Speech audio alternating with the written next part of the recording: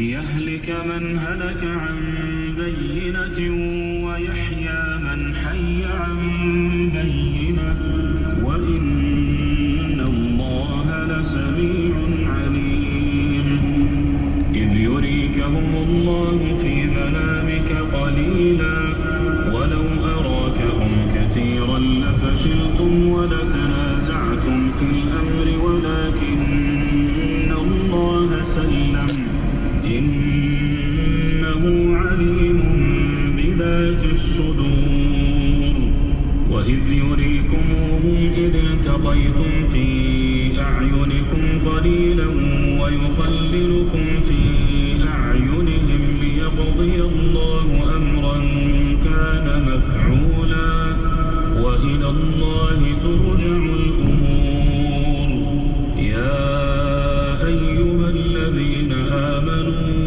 إذا لقيتم فئة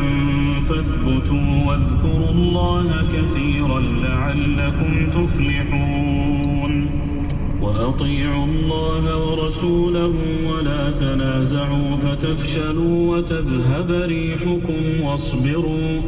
إن الله مع الصابرين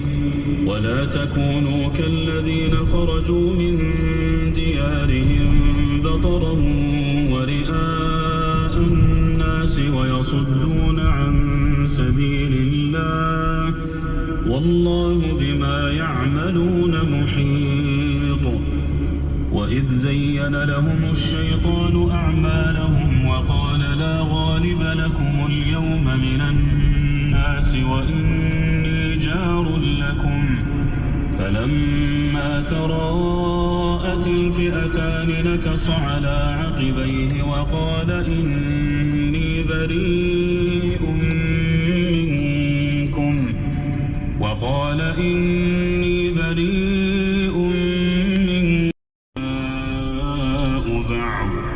والذين آمنوا ولم يهاجروا ما لكم من ولايتهم